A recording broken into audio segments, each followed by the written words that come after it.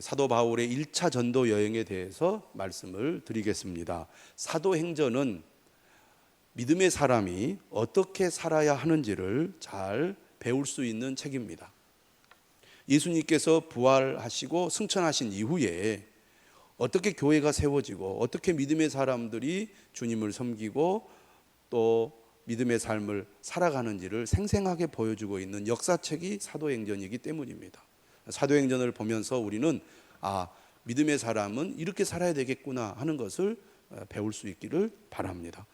첫 번째 우리가 배워야 할 중요한 사실은 이것입니다. 믿음의 사람은 어떻게 살아야 하느냐? 성령의 인도하심을 따라 살아야 한다는 것입니다. 따라서 합시다. 믿음의 사람은 성령의 인도하심을 따라 살아야 합니다. 사도 바울은 정말 특별한 인물이죠. 사도행전을 통해서 우리는 사도 바울의 활약을 볼 수 있는데, 유대인들이 사는 이 작은 땅, 우리나라 강원도만 한 이 이스라엘 땅에서 기독교가 시작이 되었는데 어떻게 세계에 이렇게 급속하게 퍼질 수 있었을까? 오늘 우리가 예수 그리스도를 믿게 된 것도 복음이 전 세계로 퍼졌기 때문에 오늘 우리가 예수님을 믿게 된 거 아닙니까? 이처럼 이스라엘에서 시작된 이 기독교가 전 세계에 퍼질 수 있도록 결정적인 역할을 한 사람을 꼽는다면 역시 우리는 사도 바울을 꼽을 수가 있습니다. 사도라는 말은 보내심을 받은 자라는 뜻이죠. 예수님께서 직접 사도 바울을 찾아가 만나셔서 그에게 복음 전도의 사명을 맡기신 겁니다. 그것도 예수님께서는 이방인에게 복음을 전하라고 사도 바울에게 맡기셨습니다. 이렇게 사도 바울은 주님의 명령을 따라서 복음을 전하게 되는데 1차, 2차, 3차에 걸쳐서 복음을 전하러 전 세계로 다니게 됩니다. 첫 번째 그가 다녔던 지역은 소아시아 지역, 지금으로 말하면 투르키 지역이고, 그 다음 2차, 3차 전도 여행은 바울이 이제 아시아를 넘어서 유럽으로 건너가 복음을 전하는 것을 보게 됩니다. 3차에 걸쳐서 바울이 복음을 전한 그 거리를 계산해 보면 약 12,000km가 넘을 것이라고 보고 있습니다. 1차 전도 여행에 그 다녔던 거리는 약 2,500km 정도가 되는데요. 바울이 어떻게 이러한 일들을 할 수 있었는가? 그것은 무엇보다도 바울은 철저히 성령의 인도하심을 따랐다는 것입니다. 13장 말씀을 우리가 보게 되면은요, 13장과 14장 1차 전도 여행에 관한 기록인데 13장 1절부터 3절까지 수리아에 있는 안디옥 교회가 처음으로 선교사 2사람을 파송하게 됩니다. 어떻게 해서 안디옥 교회가 선교사를 파송하게 되는가? 2절에 보면 이런 말씀이 있습니다. 주를 섬겨 금식할 때에 성령이 이르시되 내가 불러 시키는 일을 위하여 바나바와 사울을 따로 세우라 하시니. 안디옥 교회가 이방인 교회로서 처음으로 이방인들에게 본격적으로 복음을 전하고 또 믿음을 세우는 교회로 시작이 됐습니다. 그들이 부흥하는 가운데 열심히 기도를 했습니다. 금식했다는 것은요, 음식을 먹지 않고 기도했다는 얘기입니다. 음식을 먹지 않고 기도했다는 것은 오직 주님만을 바라보며 나는 목숨을 걸고 하나님께 기도하겠습니다. 그런 의지가 사실은 금식 기도에 담겨져 있습니다. 배가 얼마나 고프겠습니까? 이렇게 간절하게 기도할 때 성령님이 그들 가운데 역사하셔서 바나바와 바울을 따로 세워서 선교사로 보내라, 이런 지시를 그들이 받게 된 것입니다. 여러분, 우리가 간절한 마음으로 주님을 의지하고 기도할 때 우리 안에 계신 성령님께서 우리를 인도하시고 또 우리를 어떻게 주님을 섬길 수 있는지를 가르쳐 주시는 줄 믿습니다. 성령님은 예수 그리스도를 믿는 성도 안에 계셔서 우리에게 진리를 깨닫게 하시고 또 우리가 어떻게 믿음으로 살아야 할지를 안내하고 인도하는 역할을 하십니다. 믿음의 사람은 어떤 사람입니까? 예수 믿기 전과는 다르게 예수 믿은 이후에는 성령님이 인도하심에 따라 살아가는 사람이 바로 믿음의 사람입니다. 우리가 말씀을 통해서, 기도를 통해서, 예배를 통해서 성령님은 우리로 하여금 무엇을 해야 될지, 어떻게 해야 될지, 어디로 가야 될지 안내를 해 주시죠. 인도해 주십니다. 그때 우리가 순종하며 나갈 때 주님을 기쁘시게 하고 주님이 우리에게 능력도 주시고 또 주님의 열매를 맺도록 인도해 주시는 줄 믿습니다. 그렇게 두 사람을 세울 때 성령님의 인도하심을 받았어요. 그리고 이 두 사람이 어떻게 이제 세계 선교 이 사명을 시작하게 되느냐. 13장 4절에 이런 말씀이 있습니다. 두 사람이 성령의 보내심을 받아 실루기아에 내려가 거기서 배 타고 구브로에 가서 키프로스라는 이 섬으로 그들이 이제 선교 여행을 떠나게 되는데, 이때도 보면은 성령의 보내심을 받아 그들이 움직였음을 알 수가 있습니다. 믿는 사람은 이처럼 성령님의 인도하심을 따라야 한다는 것입니다. 이것이 우리가 믿음의 사람이 살아가는 삶의 기본 원칙입니다. 우리가 기도할 때마다 주님, 나를 인도해 주옵소서. 주님의 뜻이 무엇인지 알게 해 주옵소서. 구해야 됩니다. 우리가 말씀을 듣고 또 말씀을 읽고 말씀을 묵상할 때도 항상 그렇게 물어야 합니다. 주님, 주님의 뜻이 무엇입니까? 주님, 내가 어떻게 하기를 원하십니까? 주님, 나를 인도해 주옵소서. 우리가 그렇게 묻고 기도할 때, 묻고 말씀을 들을 때 우리 안에 계신 성령님께서 우리가 마땅히 나아갈 바를, 우리가 마땅히 해야 할 바를 알려주시고 인도해 주십니다. 그러한 믿음의 자세로 살아갈 수 있기를 주님의 이름으로 축원합니다. 지금까지 내 생각, 내 계획, 내 의지, 이것이 여러분들의 삶의 늘 기본 동기였다면 이제는 여러분 안에 계신 성령님이 여러분을 이끄시는 대로 살아가는 그런 진정한 그리스도인이 될 수 있기를 바랍니다. 오늘 본문에 보면 사도 바울이 살람이라는 곳에서 복음을 전하는데 엘루마라는 마술사가 바울을 방해하고 심하게 반대를 합니다. 이때 바울이 어떻게 이 어려움을 극복하느냐. 9절의 말씀, 이런 말씀이 있습니다. 바울이라고 하는 사울이 성령이 충만하여 그를 주목하고, 바울이 주님의 뜻을 수행할 때 어려움에 봉착하게 됩니다. 이때 그가 어떻게 그 어려움을 이겨내느냐, 바로 성령님의 능력으로 어려움을 극복해 나가더라 하는 것입니다. 오늘 우리도 마찬가지죠. 문제를 만나고 어려움을 만났을 때 성령님은 그 어려움을 이길 수 있는 지혜와 힘을 주신다는 것입니다. 바울이 이렇게 성령이 충만하여 엘루마를 물리침으로 이 살람이라는 곳에 복음 전도가 활짝 열리게 됩니다. 오늘 우리도 마찬가지입니다. 때로는 어려움이 있어요. 문제가 있습니다. 그래도 성령님이 인도하시는 대로, 성령님이 주시는 능력으로 감당하면 할 수 있게 된다는 것입니다. 그래서 믿음의 삶이란 어떤 면에서는 어려운 것 같아도 성령님의 인도하심을 따르면 사실은 어렵지 않다는 겁니다. 그걸 여러분들이 꼭 기억하시기를 바랍니다. 믿음의 사람은 어떻게 살아야 합니까? 성령의 인도하심을 따라 살아야 합니다. 오늘 방금 제가 말씀드린 9절에 보면 바울이라고 하는 사울이, 이런 표현이 나옵니다. 사울은 유대식 이름이고 바울은 로마식 이름입니다. 그런데 이 사울이 본격적으로 이방인에게 복음을 전하면서 그는 사울이란 이름 대신 바울이란 이름을 사용하는 것을 보게 됩니다. 아무래도 유대식 이름은 낯설고 어색했기 때문입니다. 우리나라 사람들이 미국에 가면 미국식 이름을 많이 지어서 사용하잖아요. 발음이 어려우니까. 또 미국식 이름을 사용하면 그만큼 더 친근함이 있기 때문에 사람들과 이런 관계를 맺는데도 그만큼 더 좋았을 것입니다. 근데 이 사도 바울이 본격적으로 1차 전도 여행을 시작할 때 어떤 변화가 일어났느냐? 리더십의 변화가 일어납니다. 여러분 12장 25절에 보면 바나바와 사울 이렇게 되어 있습니다. 또 13장 2절에도 바나바와 사울 이렇게 되어 있어요. 그리고 7절에도 보면 바나바와 사울, 순서가 바나바가 먼저입니다. 뭐 그럴 수 있지 이렇게 생각하실 수 있어요. 그런데 뒤에 보면은 이제 순서가 어떻게 바뀌냐면 바울과 바나바 이렇게 순서가 계속 바뀌어요. 성경의 기록을 보면 그냥 이렇게도 했다 저렇게도 했다 이렇게 쉽게 생각할 수도 있지만 사실은 이름의 순서를 보면 그 사람의 역할이나 중요도를 우리가 파악할 수가 있다는 것입니다.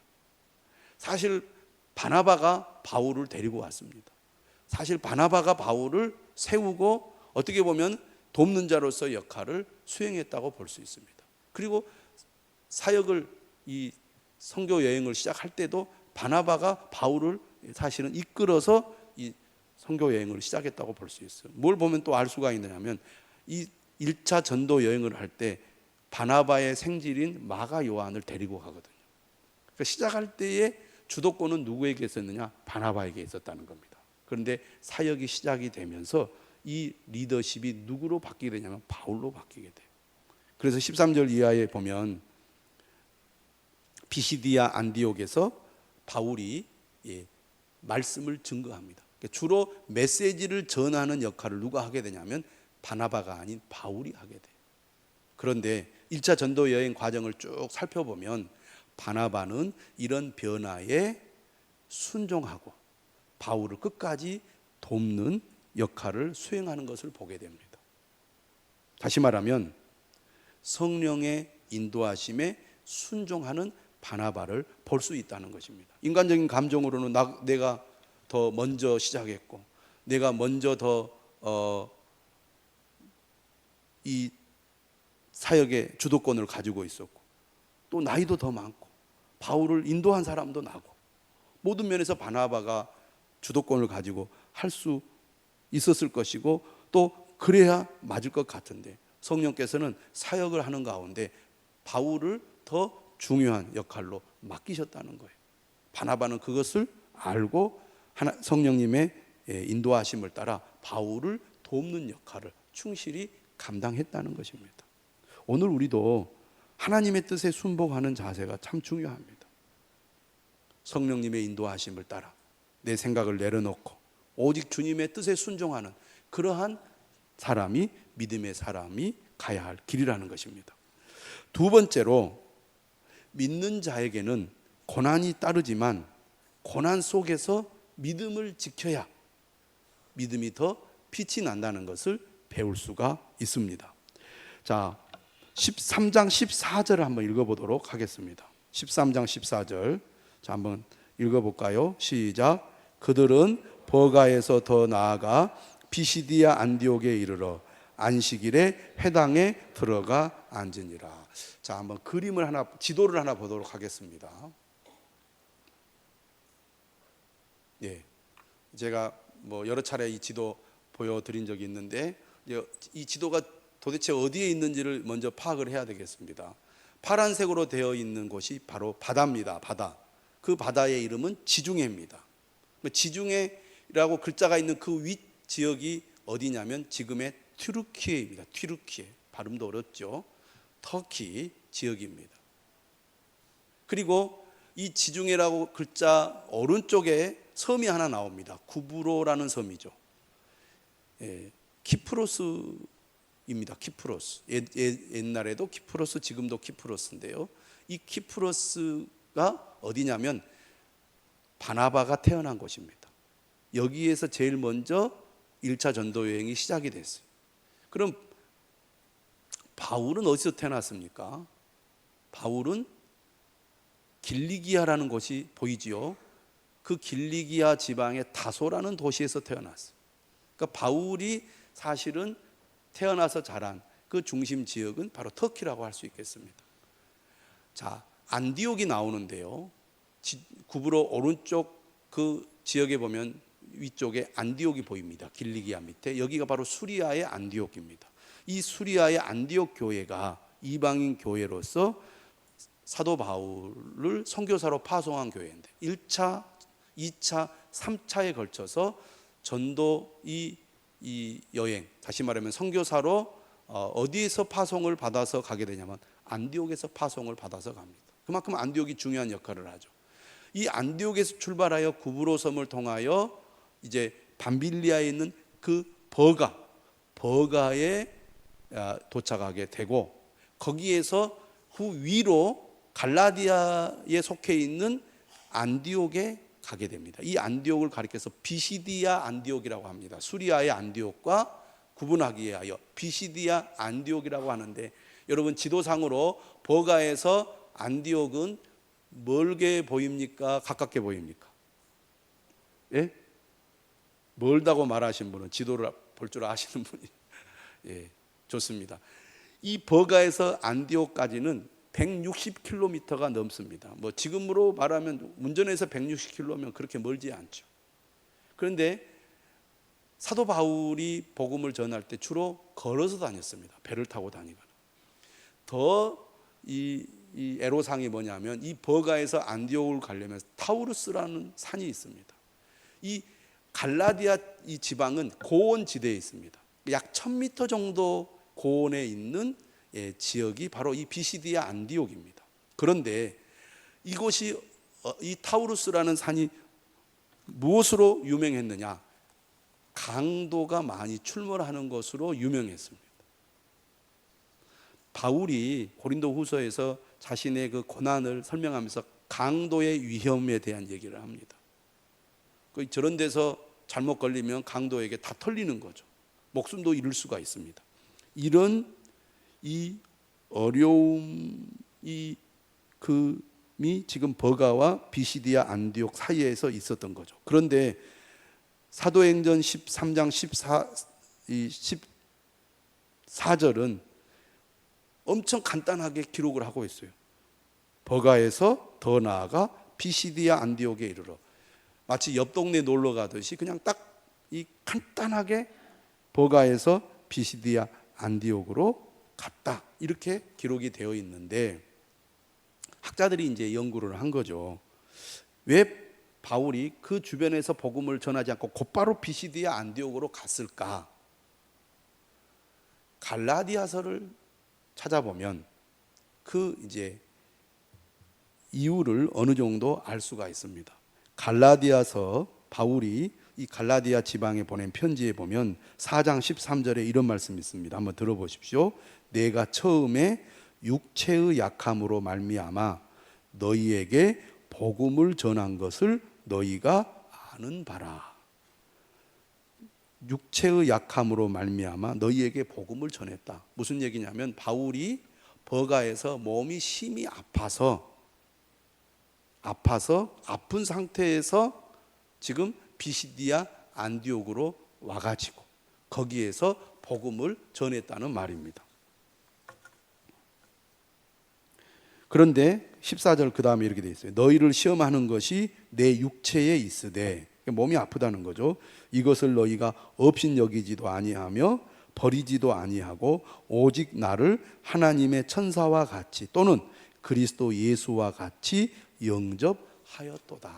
그러니까 바울이 매우 심한 고통을 겪는 상태에서 버가에서 비시디아 안디옥까지 이동했다는 겁니다. 그러면 왜 버가에서 비시디아 안디옥으로 이동을 했을까? 바울이 겪는 이 육체의 고통이 뭔가에 대해서는 여러 설이 있습니다. 예를 들면 뭐 안질이 있었다, 간질이 있었다, 뭐 그런 여러 가지 바울의 질병에 대해서 얘기하는데, 윌리엄 램지라는 영국의 학자가 쓴 바울이라는 책에 바울이 겪은 육체적 고통이 일종의 만성 말라리아 열이었다, 이렇게 설명을 하고 있습니다. 그러면 이 만성 말라리아 열이 어떤 고통을 주는 병이었느냐, 이렇게 설명을 했어요. 불에 달군 부젓 가락으로 이마를 쑤시는 듯한 쿡쿡 찌르는 두통. 여러분, 두통이 심하면 얼마나 견디기 힘든지 아마 겪어보신 분들은 잘 알 것입니다. 또 이것과 함께 기진맥진하게 만드는 발작을 수반한 병이었다고 그러는 거예요. 그러니까 바울이 너무 힘든 고통을 겪어야 했습니다. 특별히 이 버가라는 지역은 저지대 해안지대여 가지고요, 기운을 빠지게 하는, 그래서 습도가 매우 높은 그런 지역이었어요. 그러니까 그런 기후와 풍토에 있으면 헤어나오지를 못하는 겁니다. 그러니까 빨리 그곳을 벗어나야 그 고통으로부터 나아지기 때문에 힘겨운 등반을 해야 함에도 불구하고 바울은 해발 1000m나 되는 타우루스 고원의 서늘함을 찾아 비시디아 안디옥까지 이동했을 것이다. 이렇게 이제 학자들은 보고 있는 것입니다. 그래서 고린도후서 12장 7절에 보면 바울이 육체의 가시에 대한 얘기를 해요. 그 육체의 가시가 아마 그렇게 이마를 쑤시는 듯한 그런 두통이 아니었느냐, 이렇게 학자들은 보고 있다는 얘기입니다. 이렇게 바울은 복음을 전하기 위하여 주님의 명령을 따라 전도 여행을 시작했는데 그 사역의 길이 평탄하지 않고 심한 육체의 질병으로 인한 고통을 겪어야 했습니다. 근데 그뿐만이 아니었어요. 13장 13절을 보면 버가에 이르렀을 때 마가 요한이 그들에게서 떠나서 예루살렘으로 돌아가 버립니다. 젊은 이 청년이 바나바와 바울을 도와서 1차 전도 여행에 동행을 했으니 얼마나 도움이 되었겠습니까? 여러분, 힘있고 아주 활기가 있는 젊은 사람이 동행을 하면 힘이 납니다. 여러분, 어떤 일을 할 때 혼자 하는 것과 같이 하는 것, 도와주는 사람이 있는 것과 없는 것은 엄청난 차이가 있거든요. 그런데 이 마가 요한이 도중에 이탈을 했어요. 이것 때문에 2차 전도 여행을 시작하면서 바울과 바나바가 심하게 다툽니다. 그러면 이 바나바의 생질인 마가 요한이 왜 떠났을까? 여기에 대해서도 여러 견해가 있습니다. 첫째는 아마 향수병 때문에 떠났을 것이다, 이렇게 보기도 합니다. 두 번째는 바나바와 바울의 관계가 변화된 것을 못마땅하게 여겼을 것이다. 왜냐하면 바나바가 주도해서 이 전도 여행을 시작했는데 이 주도권이 바울로 넘겨지면서 바울이 모든 것을 주도해 가니까 그것에 대해서 불만을 품고 떠났을 것이다, 이렇게 보는 견해도 있습니다. 세 번째는 뭐냐? 바울이 지금 매우 아프잖아요. 근데 지금 바울을 지금 모시고 저 먼고 힘든 그 비시디아 안디옥으로 올라갈 그 일을 생각해 보면 끔찍하겠어요. 힘겨운 등반이 부담스러워서 떠났을 것이다, 이렇게 보기도 합니다. 어떻든 함께 동행했던 마가 요한이 떠나버리고 만 거예요. 지금 바울은 이처럼 건강의 문제, 또 환경의 문제, 사람의 문제로 어려움을 겪고 있습니다. 오늘 본문을 보면 바울이 복음을 전할 때 끊임없이 바울을 괴롭히고 힘들게 하는 사람들이 나옵니다. 오늘 본문 13장 45절에 보면 바울과 바나바가 담대히 그 앞이죠. 유대인들이 그 무리를 보고 시기가 가득하여 바울이 말한 것을 반박하고 비방하거늘. 특히 아시아에 있는 유대인들이 예루살렘까지 쫓아와서 바울을 괴롭히고 바울을 결국 투옥하게 만들거든요. 50절에도 마찬가지입니다. 이에 유대인들이 경건한 귀 부인들과 그 신의 유력자들을 선동하여 바울과 바나바를 박해하게 하여 그 지역에서 쫓아내니, 결국 바울은 비시디아 안디옥을 떠나 이고니온으로 이동을 해야 했습니다. 이처럼 바울은 주님의 명령을 따라 성령의 인도하심으로 열심히 복음을 전하는데 이런 고난을 겪어야 했습니다. 왜? 이런 악조건을 그는 만나야 했을까요? 건강의 어려움, 환경의 어려움, 사람의 어려움. 우리가 신앙생활을 하다 보면 이런 어려움을 겪을 때가 있습니다. 열심히 주님을 믿고 주님의 말씀을 따라 살아가는데 정말 힘든 고난을 겪어야 할 때가 있다는 얘기입니다. 왜? 왜 그런 일이 일어날까요? 하나님께서 고난을 허락하시는 이유가 어디에 있을까요? 그 이유는 한마디로 말하면 이런 겁니다. 사람의 힘으로 하지 않고 하나님의 능력만 갖고 일하도록 하기 위해서라는 것입니다. 여러분, 건강한 사람은 자신의 건강을 믿고 일합니다. 지식이 많은 사람은 자신의 지식을 믿고 일을 해요. 자신이 가진 어떤 조건 때문에 하나님의 능력을 의지하기보다는 자신의 힘을 의지하여 어떤 일을 할 때가 많다는 것이죠. 심지어 믿음의 삶을 살아갈 때도 그렇다는 것입니다. 하나님이 고난을 주시는 이유는 자신의 것을 다 비워내 버리고 텅텅 빈 상태에서 오직 하나님의 능력으로 가득 채워주시기 위해서 하나님 때로 고난을 허락하실 때가 있다는 것입니다. 또 실제로 하나님이 귀하게 쓰시는 사람들을 보면 어떤 사람들이냐, 남모르게 연단받는 기간이 있었던 사람, 이런 사람을 하나님이 쓰시더라는 겁니다. 고난을 통해 믿음에 붙어있던 불순물이 깨끗이 제거되어 순군처럼 정죄된 사람들이 하나님께 쓰임을 받게 된다는 것입니다. 빌립보서 4장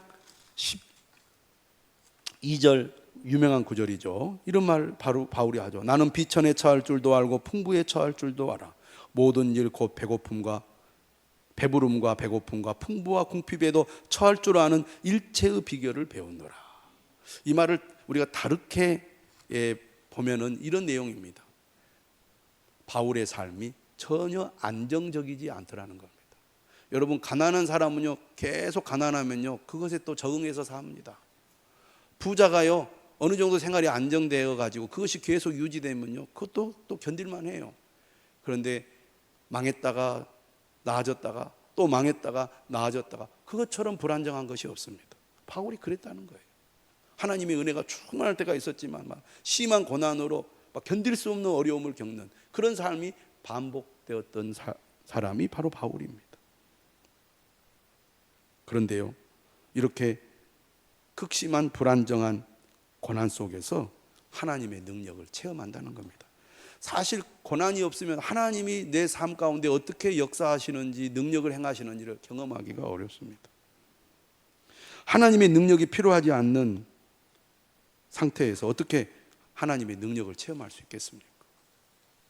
여러분, 믿음의 사람들에게는 누구나 말 못할 자신만의 고난이 있습니다. 열심히 믿음에도 불구하고 풀리지 않는 인생의 문제를 겪는 성도들이 많이 있다는 것입니다. 왜 하나님 그런 고난을 우리에게 허락하실까? 그런데 여러분, 우리가 알아야 됩니다. 하나님의 비밀스러운 뜻이 그 고난 가운데 들어있다는 것을. 왜 하나님 나에게만 고난을 주십니까? 나에게만 주시는 게 아니에요. 믿음의 사람들에게는 고난이 있어요. 그 고난이 정말 끊이지 않고 계속되는 그런 사람들도 있습니다. 그런데 오히려 하나님은 이렇게 고난 가운데 있는 사람을 주님의 사람으로 쓰십니다. 고난 속에서 더욱 주님만을 의지하도록 우리를 만드시기 때문입니다. 이렇게 기도하라고 말합니다. 하나님이 원하시는 수준이 될 때까지 저를 연단시켜 주소서. 이제 됐다 하실 정도가 되었을 때 일생 동안 하나님께 영광 돌릴 수 있는 귀한 일을 저에게 맡겨 주소서. 여러분, 주를 위해 일하려고 하면 많은 어려움이 생깁니다. 바울처럼 몸에 병이 나고 마가 요한이 도망가고 또 사람들이 반대하고 이런 어려움을 겪을 때가 있죠. 마가 요한은 도망가 버렸지만 바울은 병이 나도 여행 코스가 험난해도 도중에 절대 포기하지 않고 끝까지 그 길을 갔습니다. 여러분, 조금 힘들고 어렵다고 중도에 포기하고 다시 뒤로 물러가는 그런 행동을 하고 있지는 않습니까? 우리 주일학교 선생님들을 보면 정말 힘들고 어려워도 끝까지 그 일을 수행하는 분들이 있습니다. 사도 바울처럼. 여러분, 예수님을 믿음에도 불구하고 고난이 찾아올 때 그 고난에 의미가 있다는 것을 기억하시기를 바랍니다. 그리고 낙심하지 마십시오. 끝까지 인내하시기 바랍니다. 고난이 있을 때 믿음의 빛이 난다는 것을 기억하시기를 바랍니다. 그리고 그 가운데서 우리는 하나님이 우리를 사랑하신다는 사실을 잊지 마시기를 바랍니다. 오늘 바울은 이 힘든 상황 가운데서 복음을 전할 때 포기하지 않았습니다. 그 고난을 이겨냈습니다. 끝까지 감당했습니다. 어떤 결과가 있었습니까? 오늘 본문에 보면은요, 48절에 이런 말씀이 있습니다. 반대하고 박해하고 비방하는 이런 가운데서도 바울이 복음을 계속 전할 때 이방인들이 듣고 기뻐하여 하나님의 말씀을 찬송하며 영생을 주시기로 작정된 자는 다 믿더라. 이런 주님의 놀라운 은혜가 임하더라, 그 말입니다. 또 결국 바울과 바나바가 박해 때문에 쫓겨나게 되죠. 그러나 52절 제자들은 누굽니까? 바울을 통해 예수님을 믿게 된 사람들입니다. 기쁨과 성령이 충만하니라. 반드시 주님의 역사가 있습니다. 주님의 열매가 있습니다. 주님의 능력이 나타납니다. 여러분, 예수 그리스도를 믿는다는 게 뭡니까? 성령님의 인도하심을 따르는 삶입니다. 예수 그리스도를 믿는다는 것이 뭡니까? 어려움이 있고 고난이 있어도 포기하지 않고 끝까지 주님을 바라보고 믿음의 길을 가는 것입니다. 저는 사도 바울처럼 그런 믿음의 삶을 살아갈 수 있기를 주님의 이름으로 축원합니다. 찬송하겠습니다.